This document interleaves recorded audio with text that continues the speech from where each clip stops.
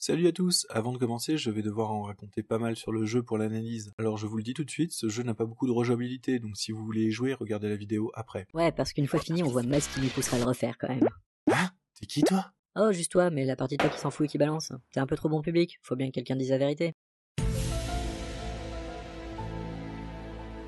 putain, j'ai fondu un câble. En même temps, vu le nombre de livres du mythe que tu bouquines, tu aurais pu t'en douter. Ok, passons. On va parler du jeu, mais surtout de l'inspiration Lovecraftienne. Et là... Ah, ça c'est sûr que si vous connaissez pas Lovecraft et le mythe de Cthulhu, on risque pas de vous spoiler. Ouais. Enfin, je vous laisse quelques secondes pour arrêter la vidéo si vous voulez jouer au jeu et revenir.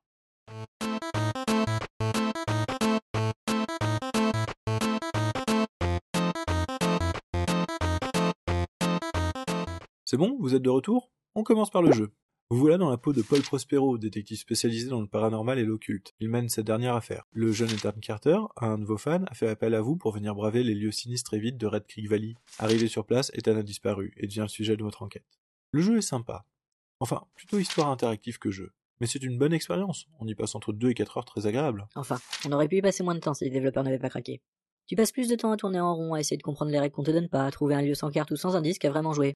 Perso, j'ai triché pour trouver l'entrée de la mine, c'est volontairement non-user-friendly et ça aurait pu être torché en 30 minutes. En même temps, ça explique un peu le tag simulateur de marche qui se trimballe sur Steam. Ouais, mais le jeu a le mérite d'avoir un environnement sympa et d'offrir différentes énigmes qui changent de ce qu'on voit d'habitude. En plus, l'histoire générale, celle de Prospero et d'Ethan, est plutôt bien faite.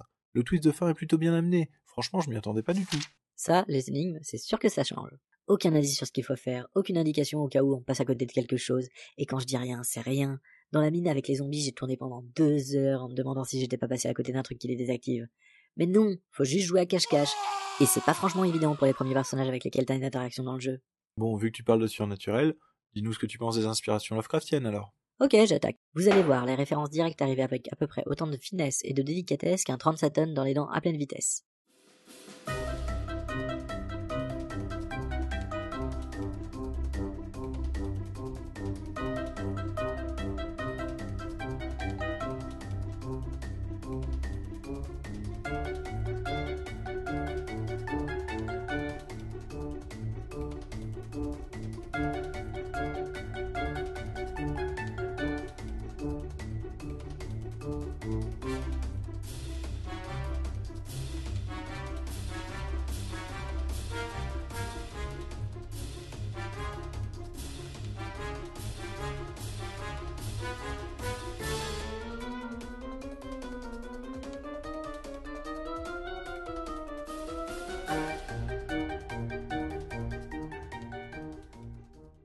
Voilà, une séquence de 2 minutes de fin de quête où on voit un dieu innommable et tentaculaire, et on ne joue même pas, sinon il y a ça aussi comme référence directe.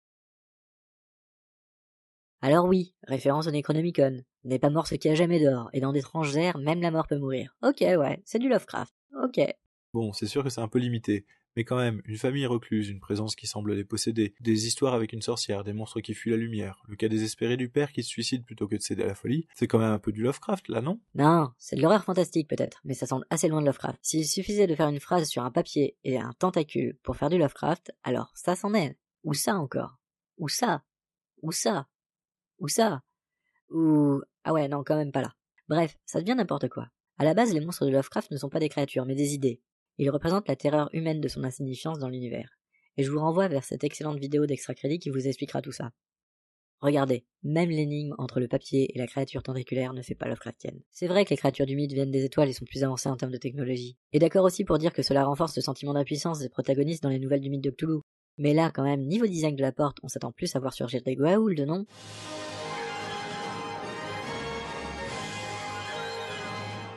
C'est sûr que l'œuvre de Lovecraft, c'est pas que des monstres avec des tentacules.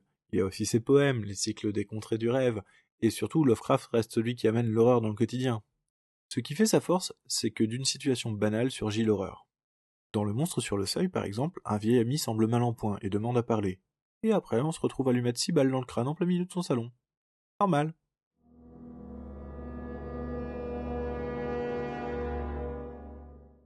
Déjà le nom et le thème, Ethan Carter, un enfant dont les histoires deviennent réelles.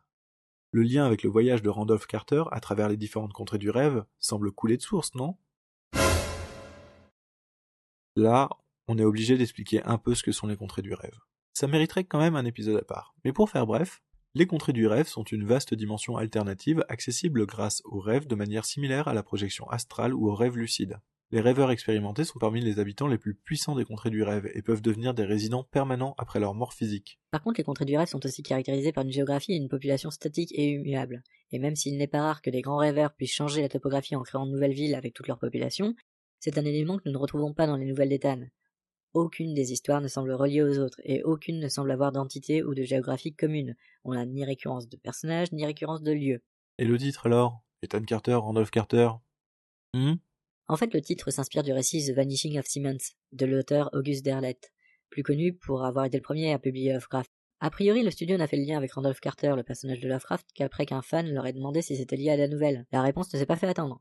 Et la voici. Ce n'est pas le cas, mais nous adorons cette idée, et à partir de maintenant, nous allons l'adopter.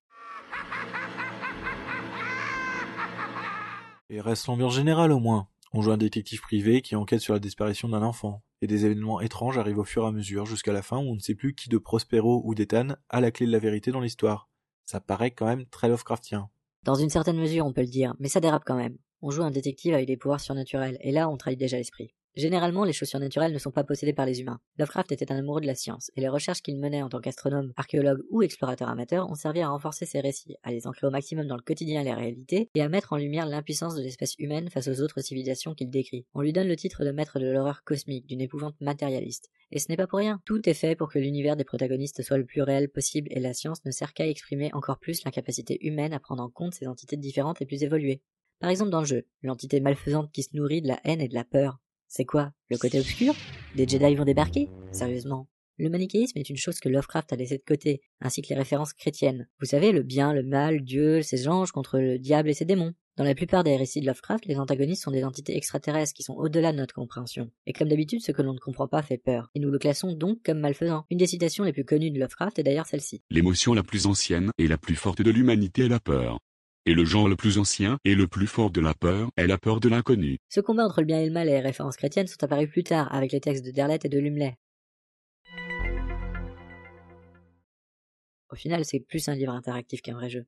Il n'y a aucune mécanique de risque-gain, et la difficulté est artificielle. Par exemple, dans la mine, la première fois que je me suis fait bouffer par les zombies, je me suis juste dit que j'avais oublié un élément quelque part. En fait, on est sur des rails, et une fois qu'on a compris le principe, tout se déroule assez vite. Le jeu est sympa, mais laisse quand même un sentiment mitigé. Disons qu'une promo Steam, c'est bien pour se le procurer. Pour ce qui est du côté Lovecraftien, oubliez. Ce n'est pas ici que vous apprendrez du neuf sur le mythe de Cthulhu ou qu'un traitement original ou particulièrement osé a été réalisé. Mais bon, ne vous inquiétez pas, on peut toujours trouver pire, et je pense qu'on va être gâtés avec le prochain jeu, donc je vous dis à bientôt.